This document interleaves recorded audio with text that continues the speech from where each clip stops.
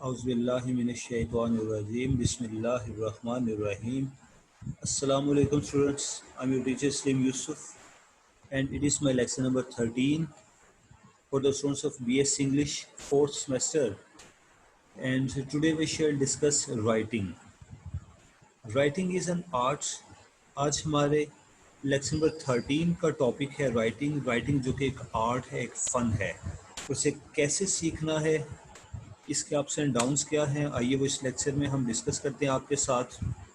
तो शुरू करते हैं जी इंट्रोडक्शन पैराग्राफ से। The introduction sets out what you plan to say and provides a brief summary of the problem under discussion. यानी इंट्रोडक्शन वाले पैराग्राफ में आपने ये प्लान करना है कि आप आगे क्या कहने जा रहे हैं, बल्कि आपके पूरे डॉक्यूमेंट की एक ब्रीफ समरी है ये। It should also touch briefly on your conclusion. इसमें कंक्लूजन का भी एक टच होता है। Introduction provides the reader a clear and specific direction of your essay. So, the writer of an essay should clearly introduce the topic, the literary work and the author. तो ये है जी introduction.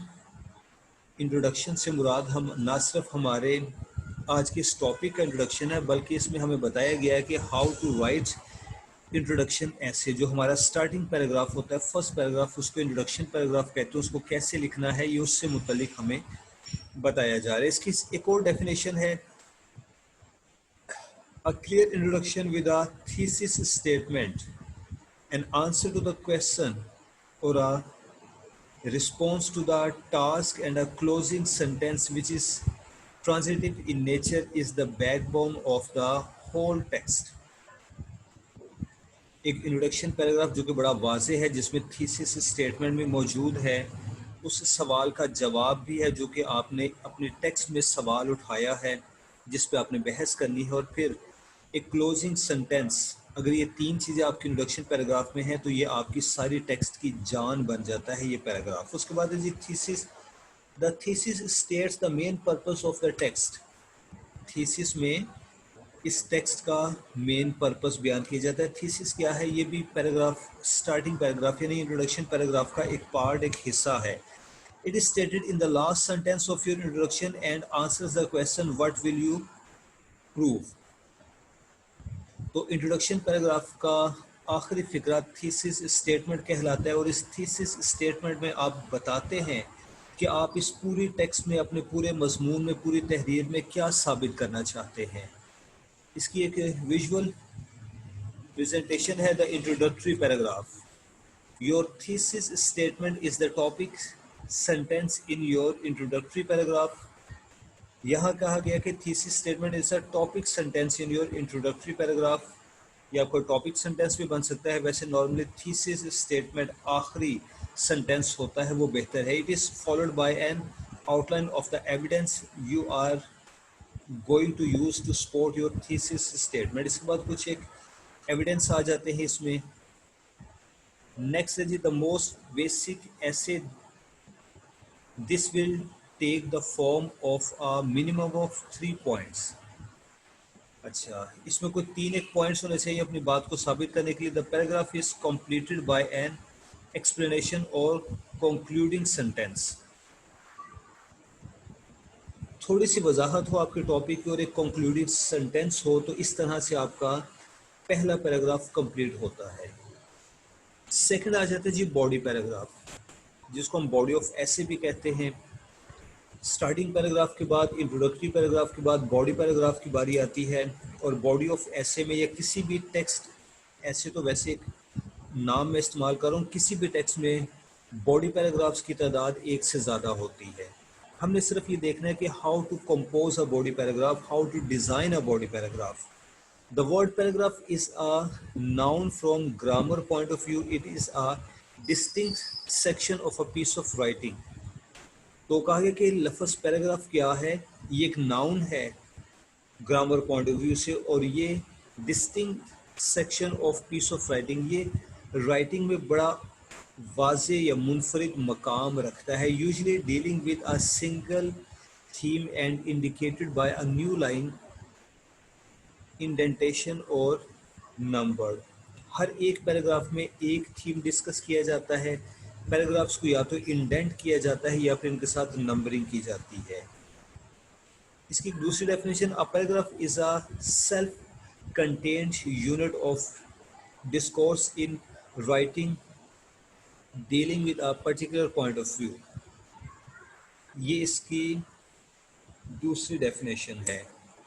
कहा गया कि paragraph क्या है, self contained unit of discourse in writing. Writing में एक यूनिट है, यूनिट ऑफ डिस्कोर्स जिसको कहा गया है, और ये dealing with a particular point of idea, और ये खास आइडिया को डिस्कस करता है। अब paragraph consist of multiple sentences. एक पैराग्राफ में एक से ज़ायद सेंटेंसेस हो सकते हैं। Paragraphs are used to organise longer prose, और पैराग्राफ्स बनाए जाते हैं एक बड़ी प्रोज के लिए। The basic paragraph structure usually consists of 5 sentences, the topic sentence, 3 supporting sentences, and a concluding sentence. But the secrets to paragraph writing lay in 4 essential elements which, when used correctly, can make an okay paragraph into a great paragraph. तो यहाँ पर बताया गया कि वैसे तो एक paragraph में नॉर्मली 5 सेंटेंसेस होते हैं। ये एक एज्यूम की हुई बात है, ज़रूरी नहीं है कि हर एक पैराग्राफ 5 सेंटेंसेस का हो। पैराग्राफ्स तो 10 to 15 सेंटेंसेस तक भी जा सकता है, वो तो डिपेंड करता है कि टॉपिक की लेंथ कितनी है। वैसे ये टेक्निक है कि नॉर्मली एक पैराग्राफ में 5 सेंटेंसेस होते हैं। पहले टॉपिक सेंटेंस आएगा, उसके बाद उसके स्पोर्ट में कुछ स्पोर्टिंग सेंटेंसेस आएंगे, और आखिर पे एक कंक्लूडिंग सेंटेंस है जो कि आपके पैराग्राफ को कंप्लीट करता है और आपको नए पैराग्राफ की तरफ गाइड भी करता है। लेकिन इसके अलावा कुछ एक पॉइंट्स हैं जिन्हें अगर हम जहन में रखें तो हमारे पैराग्राफ बहुत अच्छा बन जाता है। A good body paragraph should have the following parts. तो इसके मंदरजा पार्ट्स है जी, टॉपिक सेंटेंस जिसका हम पहले जिक्र कर चुके हैं। तो topic sentence is a first statement of the paragraph. The topic sentence introduces the topic of the paragraph. A good topic sentence should be comprehensive enough to explain the subject matter. तो कहा गया कि इसमें topic sentence होता है, और topic sentence ऐसा होना चाहिए कि वो आपके सब्जेक्ट मैटर को एक्सप्लेन कर दे, यानी जो आइडिया आप पूरी टेक्स्ट में डिस्कस करने जा रहे हैं उसका एक अक्स हमें मिल जाना चाहिए आपके पैराग्राफ के पहले ही फिक्रे में। It should be neither too short nor too long. हाँ, आपका टॉपिक सेंटेंस ना तो बहुत लॉन्ग हो ना बहुत शॉर्ट हो। Sporting sentences, the sporting sentences of a paragraph are the sentences between the topic sentence and the concluding sentence. The supporting sentences support the topic sentence and explain the point of the paragraph. तो topic sentences पहले और आखिरी फिक्रे के दरमियान में fit किए हुए होते हैं, और इनका मकसद क्या है कि जो टॉपिक आपने डिस्कस करना है इस पूरे पैराग्राफ में उसको सपोर्ट करते हैं, उससे मुतल्लिक सबूत पेश करते हैं। Concluding sentence, the concluding sentence is the last sentence in the paragraph. It ends the paragraph and leads the reader to the next paragraph if requires.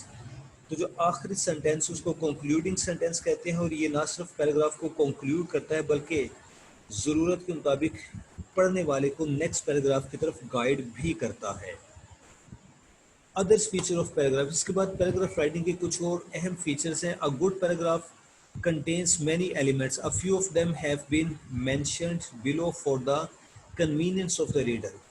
अब ये कुछ एक एलिमेंट्स एक पैराग्राफ के, अगर इनको जहन में रखा जाए तो पैराग्राफ्स राइटिंग हमारे लिए आसान हो जाती है। पहले नंबर पे है जी unity coherence. Unity and coherence are the beauty of a paragraph. इसमें इत्तेहाद होना चाहिए, इसमें तवाज़ुन होना चाहिए। Ideas and events in a paragraph should be logically connected with one another. और वो कोहेरेंस क्या है, ब्यूटी क्या है, जो भी आइडियाज़ आपने अपने पैराग्राफ में शामिल किए हैं उनको systematically step by step discuss करें। Furthermore their order should be such as should not misguide and confuse the reader. और उनका ऑर्डर इस तरह का होना चाहिए कि वो पढ़ने वाले को मिसगाइड ना करे। Transitions should be used from one sentence to the next and connected the ideas and concepts. और फिक्रात इस तरह की हों कि एक फिक्रा आपको अगले फिक्रे की तरफ ट्रांसफ़र करे। आइडियाज़ वाजे हो। तो अब ये जो हम पॉइंट्स पढ़ रहे हैं, अदर फीचर्स ऑफ पैराग्राफ, इसमें हमें बताया जा रहा है, टेक्निक्स बताई जा रही है कि किस तरह से हम अपने पैराग्राफ को इफ़ेक्टिवली कंस्ट्रक्ट कर सकते हैं। उसके बाद है जी adequate development. The paragraph should be well developed. The reader should not be left wanting more information. Adequate development यानी जो भी आइडिया आप अपने पैराग्राफ में डिस्कस कर रहे हो उनको इस तरह से डेवलप करें कि वो पूरी तरह से एक्सप्लेन हो जाए, इसकी मजीद एक्सप्लेनेशन की ज़रूरत ना रहे पैराग्राफ ख़त्म होने के बाद। Similarly the paragraph should include enough evidence to support its topic sentence, और इसमें इतने के एविडेंस हो कि जो आपका टॉपिक सेंटेंस है वो एक्सप्लेन हो जाए। ट्रांजिशंस, एक अच्छे पैराग्राफ की एक क्वालिटी क्या है जिसकी इसमें ट्रांजिशन होनी चाहिए। Good paragraphs have transitions between preceding and proceeding paragraphs, यानी जो पैराग्राफ पहले गुजर गए, जो पैराग्राफ आगे आने हैं, इनके दरमियान में लिंक होना चाहिए, और वो लिंक एक ट्रांजिशन, एक ट्रांजिटिव सेंटेंस की मदद से होता है। हर पैराग्राफ का आखिरी सेंटेंस इस तरह कंस्ट्रक्ट किया जाता है कि वो सेंटेंस पढ़ने वाले को अगले पैराग्राफ की तरफ गाइड करता है। One paragraph should logically follow to the next, इस तरह से एक पैराग्राफ अगले पैराग्राफ की तरफ लॉजिकली बढ़ता है। The ideas in a body of work should be organised so each paragraph transitions well to the next. Verbal transition within and between paragraphs help the reader move through the piece of writing. तो verbal transitions क्या करती है कि paragraph के अंदर और एक paragraph से दूसरे पैराग्राफ की तरफ ट्रांसफ़र होने में उसकी मदद करती है। Length of paragraph, there is no set length to a paragraph. अगली बात यह है कि पैराग्राफ की कोई एक सेट लेंथ नहीं होती। A paragraph should be long enough to express and explain the ideas thoroughly. Research papers call for paragraphs 10 sentences or longer. बड़ी वाज़ेह बात कही गई कि पैराग्राफ्स की वैसे तो कोई ख़ास लेंथ नहीं हुआ करती। पैराग्राफ उतना तवील होना चाहिए कि जिसमें आपका पॉइंट्स, आपका टॉपिक प्रॉपरली डिस्कस हो जाए, एक्सप्लेन हो जाए। हाँ, अलबत्ता रिसर्च पेपर्स में ये रिकमेंड किया जाता है कि अप टू 10 लाइंस एक पैराग्राफ की लेंथ होनी चाहिए, लेकिन ये स्टैंडर्ड नहीं, ज़रूरी नहीं कि हर पैराग्राफ 10 लाइंस का भी हो, हर पैराग्राफ 10 लाइंस का हो, ये ज़रूरी नहीं। 10 लाइंस से ज़्यादा का भी पैराग्राफ हो सकता है, कम का भी हो सकता है। कंक्लूडिंग पैराग्राफ हमारा अगला टॉपिक है जी कि लास्ट पैराग्राफ कैसे लिखना है। In a conclusion paragraph you summarise what you have written about in your paper. तो अपने पूरे पेपर में, अपने पूरे मजमून में, अपनी पूरी तहरीर में आपने जो कुछ लिखा है उसको समराइज करना है।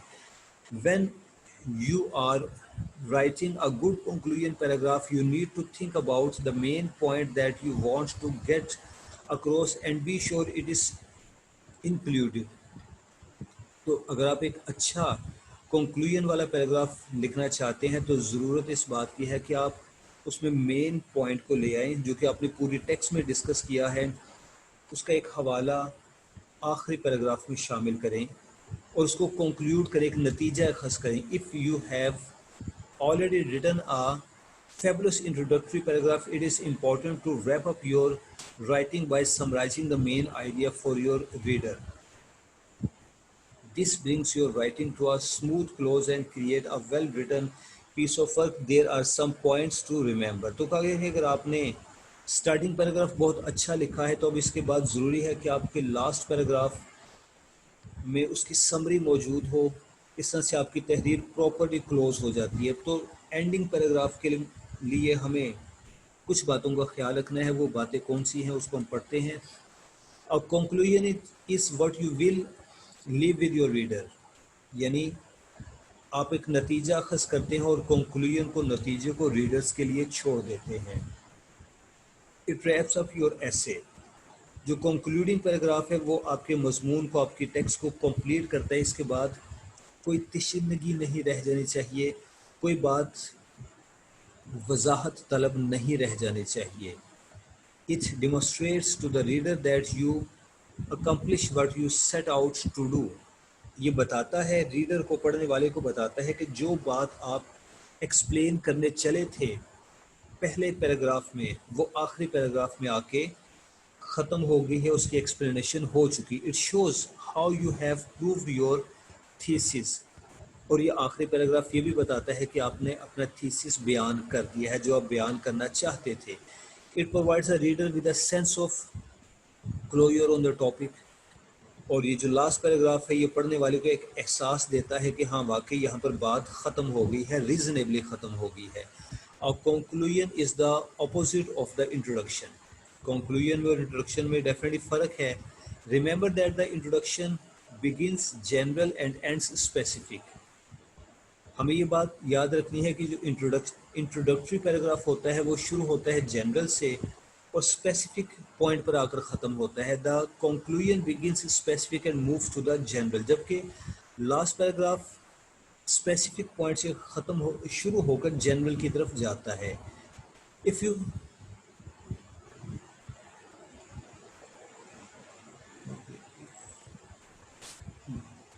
If your closing paragraph is long, a good way to start it is by looking at what each paragraph was about.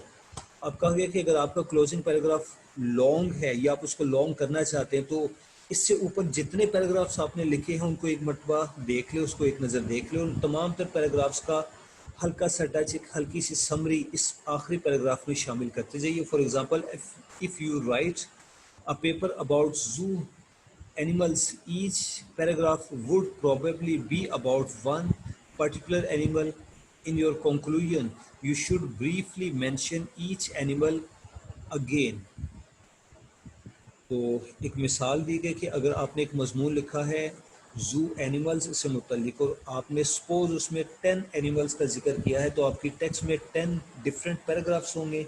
हर एक पैराग्राफ एक जानवर से मुतल्लिक डिस्कशन पेश करेगा और आखिरी पैराग्राफ में उन तमाम 10 एनिमल्स का एक हवाला दिया जाएगा, एक टच होगा।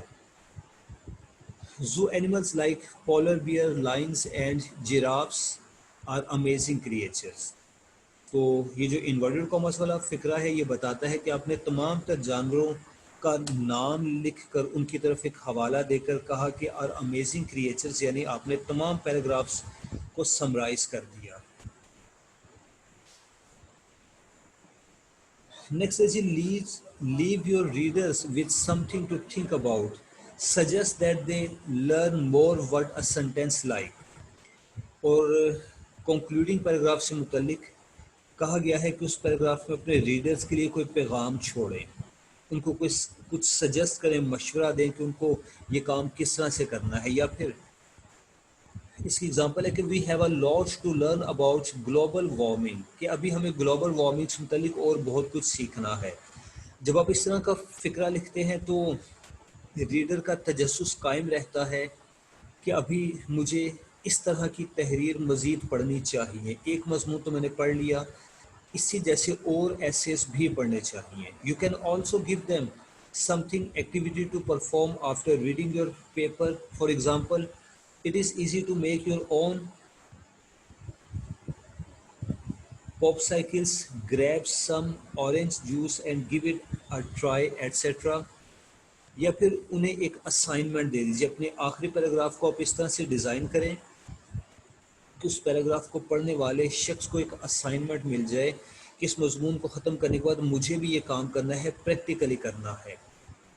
ये तो हुआ जी राइटिंग से मुतल्लिक कि हाउ टू राइट। हमने इसमें पढ़ा कि कोई भी तहरीर हो, कोई ऐसे हो, कोई रिसर्च आर्टिकल हो, कोई बुक हो, स्टार्टिंग पैराग्राफ की क्या क्वालिटीज़ हैं, किस तरह से लिखना चाहिए, बॉडी पैराग्राफ में क्या कुछ होना चाहिए और एंडिंग पैराग्राफ की क्या अहमियत है, उसमें क्या क्या पॉइंट्स हमें शामिल करने हैं।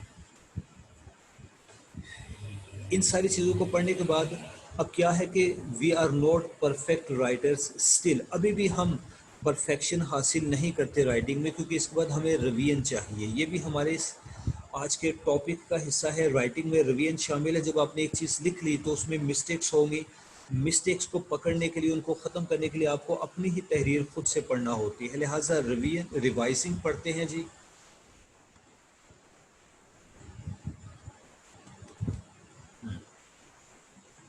Revising enables you to exclude unnecessary detail from your paragraph. Good writers know that their strength lies in revising, editing and proofreading. However, their emphasis is on revising.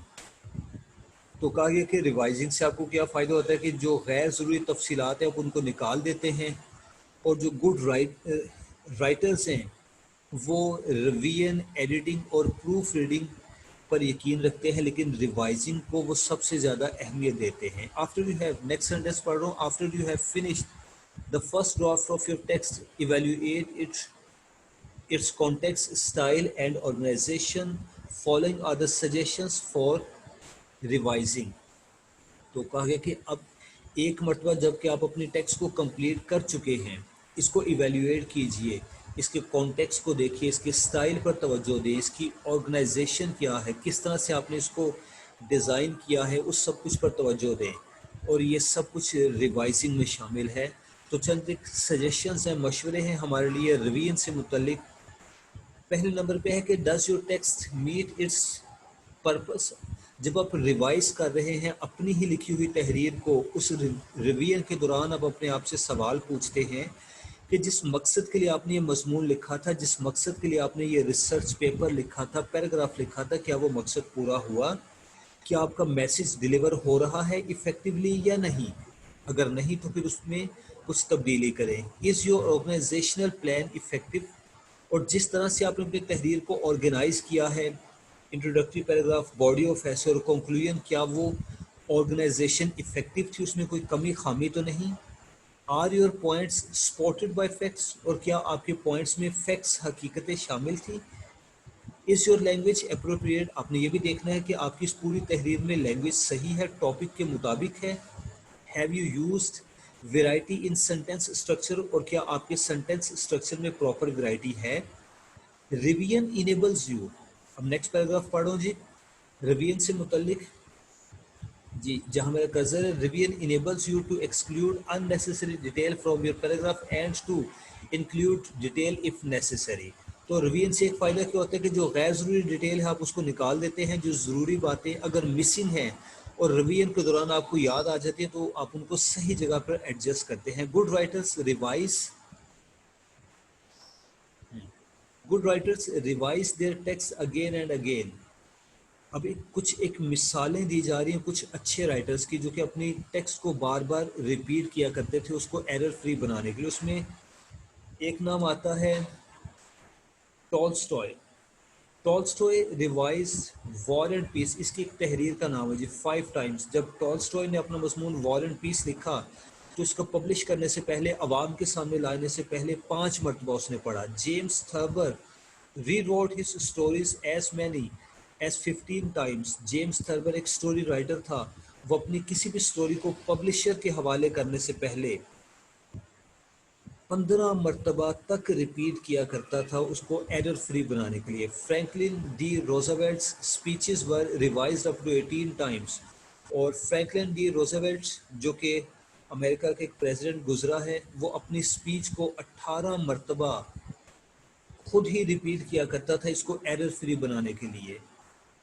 उसके बाद अगला पॉइंट आ जाता जी एडिटिंग का. Editing your text includes examining sentence structure, grammar mistakes, spelling mistake and punctuation mistake. When you have revised and edited your text, you are ready for its final proofreading. Editing का process revise करने के बाद आता है. असूल ये होता है कि जब आप रिवीजन कर रहे हैं तो जो मिस्टेक्स आपको मिलती हैं आप सिर्फ उनको हाईलाइट करते जाएं या अंडरलाइन करते जाएं. उसके बाद आप उसको एडिट करते हैं. जो ग्रामर मिस्टेक्स, जो स्पेलिंग मिस्टेक्स आपने पकड़ी उनको दुरुस्त करें. ये एडिटिंग होती है. और एडिटिंग के बाद फिर आप फाइनल एक प्रूफ रीडिंग करते हैं अपनी तसल्ली के लिए कि मज़ीद कोई गलती बाकी तो नहीं रह गई. Sometimes you have to proofread your text many times to show that you have not left any error unchecked. और बाज़ का तो 2 से 3 मरतबा, कई मरतबा रिवाइज करना पड़ता है पैराग्राफ को. Even minor mistakes such as typographical errors can reduce the effectiveness of your text. क्योंकि टाइपिंग मिस्टेक आपकी तहरीर को बिगाड़ देती हैं. आपकी तहरीर ख्वाह कितनी ही अच्छी क्यों ना हो, उसकी खूबसूरती ख़राब कर देती हैं टाइपिंग मिस्टेक्स। अगली हेडिंग है जी प्रूफ रीडिंग, जिसका हम पहले जिक्र कर चुके हैं। Proof reading is the process of reading text with the purpose of finding and correcting errors which occur at production level. Proof reading में आप एक मरतबा फिर से देख लेते हैं कि प्रोडक्शन लेवल पर, यानी जब आप पहली मरतबा लिखने बैठे थे तहरीर, उस फर्स्ट अटेम्प्ट के दौरान अगर कोई मिस्टेक हुई है तो उनको पकड़कर ख़त्म किया जाए, such as sentence structure, grammar mistake, spelling mistake and punctuation mistakes. Proof reading is the final step before punctuation publication of your text. तो प्रूफ रीडिंग एंड एडिटिंग में फ़र्क आखिरी सेंटेंस से हमें समझ में आता है कि एडिटिंग का तो मकसद होता है कि जो कोई मिस्टेक्स हमने पकड़ी थी रिवीजन के दौरान उसको ख़त्म करें, उसको सही करें। और प्रूफ रीडिंग आखिरी मर्तबा एक रीडिंग होती है एडिटिंग के बाद, सिर्फ अपनी तसल्ली के लिए कि कहीं कोई मिस्टेक रह तो नहीं गई, कोई गलती से तो नहीं रह गई। उसको ख़त्म करने के बाद आपकी तहरीर अब पब्लिशर के हाथ में जाने के लिए तैयार होती है। Incorporating source material, okay. अब जनाब सोर्स मटेरियल को आपने अपने टेक्स्ट में शामिल करना एक बड़ी अहम चीज़ है, बड़ा लॉन्ग टॉपिक है। मैं इसका सिर्फ एक ओवरव्यू दूंगा, सारा नहीं पढ़ा रहा। सोर्स मटेरियल क्या है जनाब? आपने जिस टॉपिक को डिस्कस करना शुरू किया है उस टॉपिक से मुतल्लिक आपने मटेरियल कहाँ से हासिल किया, आपका सोर्स क्या था? आपने इंटरनेट का इस्तेमाल किया, आपने बुक्स पढ़ी, आपने मैगजीन्स देखे, आपने डिस्कशन की, आपने इंटरव्यूज़ किए, आपने क्वेश्चनियर्स फिल करवाई। ये सारा कुछ क्या है? ये सोर्स है। और आपने अपने टेक्स्ट में अपने सोर्स का जिक्र करना होता है कि आपका सोर्स मटेरियल कौन सा था। इसके बगैर आपकी बात बेवज़न है, आपकी तहरीर झूठी है। तो सोर्स मटेरियल को किस तरह से एडजस्ट करना है वो हम देखते हैं। Generally speaking there are 3 ways to integrate source into our research paper. और यहाँ पर फोकस रिसर्च पेपर है क्योंकि सोर्स मटेरियल का प्रूफ रिसर्च पेपर पढ़ने वाले मांगते हैं। Summarising paragraph, paraphrasing and quoting. आप मटेरियल को 3 तरह से अपने रिसर्च पेपर में शामिल करते हैं। मसलन आपने कोई एक रिसर्च पेपर पढ़ा, रिसर्च आर्टिकल पढ़ा, बात समझ में आई, आपने उसकी समरी अपने रिसर्च आर्टिकल में शामिल कर दी, लेकिन विद रेफरेंस। आप पैराफ्रेजिंग कर सकते हैं, आप कोड कर सकते हैं किसी राइटर की बात को। You will want to summarise and paraphrase most often in your research paper using direct quotes sparingly, और डायरेक्ट कोट्स आप इस्तेमाल करते हैं। Steps to paraphrasing. अब पैराफ्रेजिंग से मुतालिक कुछ एक स्टेप्स हैं। Read original text until you grasp. कहा गया कि ओरिजिनल टेक्स्ट को पढ़ें यहाँ तक कि आपको उसकी सही समझ आ जाए। अब चूंकि पैराफ्रेजिंग फोकस है, कहा गया है कि आप ज़्यादातर पैराफ्रेजिंग करते हैं या फिर पैराफ्रेजिंग को रिकमेंड किया गया है सोर्स मटेरियल को अपनी तहरीर में शामिल करने के हवाले से। तो लिहाजा ये 5 पॉइंट्स पैराफ्रेजिंग से मुतल्लिक ही लिखे गए हैं कि हाउ टू पैराफ्रेज। तो उसके लिए ज़रूरी है कि पहले तो आप किसी तहरीर को इस तरह से पढ़ें कि वो पूरी तरह से आपको समझ में आ जाए, it's meaning, and set it aside. इसके मीनिंग्स वगैरह आपको समझ में आ जाए, फिर आप इसको एक तरफ रख दीजिए। सेकेंड है कि from memory rights down the main points और कॉन्सेप्ट्स। फिर जो कुछ आपकी याददाश्त में मौजूद है इसके मेन पॉइंट्स वगैरह उसको लिखें। देख देख कर नहीं लिखना वरना तो कॉपी पेस्ट हो जाएगा। Make the text longer, shorter और चेंज द सेंटेंस ऑर्डर। अब जो फिक्रात आप अपने ऐसे में शामिल कर रहे हैं उनको लॉन्ग कर सकते हैं, आप शॉर्ट कर सकते हैं, उनकी वर्डिंग बदल सकते हैं, उनका टेंस बदल सकते हैं। It is up to you. Replace key words within the sentence with synonyms. और जो की वर्ड्स हैं उनको एज इट इज़ इस्तेमाल ना करें, उनको रिप्लेस कर दें। जो मेजर वर्ड्स हो मसलन is am are was word तो वैसे रहेंगे, उनको तो चेंज नहीं किया जा सकता, उनका कोई सब्सिट्यूट नहीं है। लेकिन जो मेजर वर्ड्स हैं उनको चेंज करें। Note the source and page number of the paragraph in lounge. और जो भी पेज नंबर है, पैराग्राफ नंबर है, उसको आप नोट करेंगे, उसको आप शामिल करेंगे अपने रेफरेंस में। Incorporating source effectively. अब आपने अपने सोर्स को किस तरह से अपनी तहरीर में शामिल करना है, इनकॉर्पोरेट करना है, उसके लिए कुछ एक स्टेप्स दिए गए हैं। Why is it important to incorporate source effectively? It builds credibility with the reader. बात को सवाल से शुरू किया गया कि भाई क्यों ये अहम है कि हम अपने सोर्स को इनकॉर्पोरेट करें। तो उसका पहला जवाब ये है कि इससे आपकी तहरीर की क्रेडिबिलिटी बढ़ जाती है। जैसे मैंने शुरू में कहा था कि अगर आपके पास सोर्स नहीं है, प्रूफ नहीं है आपके सोर्स का कि आपने ये बात कहाँ से ली, तो आपकी बात झूठी है, आपकी तहरीर झूठी है। तो पहली चीज़ इसकी क्रेडिबिलिटी बढ़ती है। दूसरा, इट प्रोवाइड्स द पेपर और आर्गुमेंट विद नेसेसरी सपोर्ट। आपके आर्गुमेंट को एक सपोर्ट मिल जाती है that helps prove your thesis. It provides factual basis for your argument. आपके आर्गुमेंट के लिए बेसिस, बुनियाद आ जाती है। It demonstrates a certain level of effect and scholarship from the writer. Okay, ये हुआ इस सवाल का जवाब कि सोर्स मटेरियल को शामिल करना क्यों ज़रूरी है। अब आगे इसके कुछ एक स्टेप्स है। Step two, integrate source. First step ये है कि आपने उसको इंटीग्रेट कैसे करना है। इसकी तफसील मैं नहीं पढ़ रहा, वो आपने खुद देखनी है।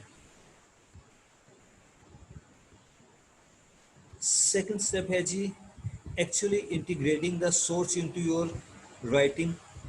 पहले तो आपने सिर्फ ऑब्जर्व करना था, अब इसको एक्चुअली इंटीग्रेट करना है, शामिल करना है।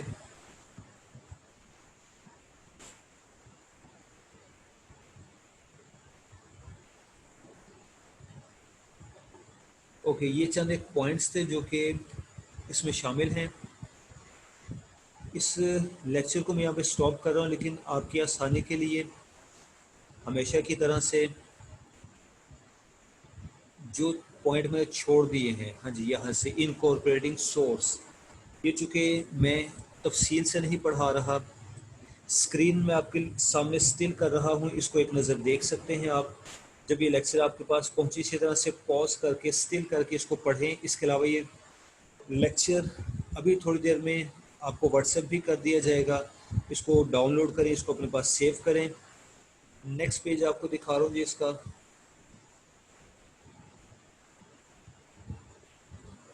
ओके, ये इसका सेकंड पेज है। ये मैंने थोड़ी देर के लिए स्टिल कर दिया है, इसको आप भी अपनी स्क्रीन पर स्टिल करके देखें और इसको पढ़ें। ये थर्ड पेज,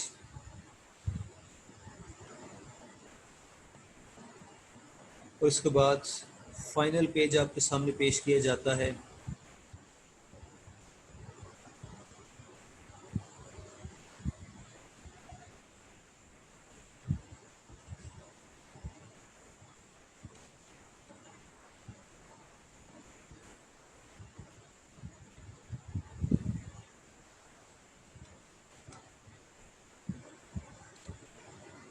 ओके, ये एंड था जी इसका। आज मैंने आपके तमाम तर टॉपिक्स कंप्लीट कर दिए। इस लेक्चर के अख्ताम पर आपके तमाम तर टॉपिक्स कंप्लीट हो चुके हैं, असाइनमेंट्स आपको दी जा चुकी हैं। अब इन लेक्चर्स को अच्छी तरह से स्टडी करें और अपने टीचर को अगले सेमेस्टर तक के लिए इजाज़त दीजिएगा। अल्लाह हाफिज़।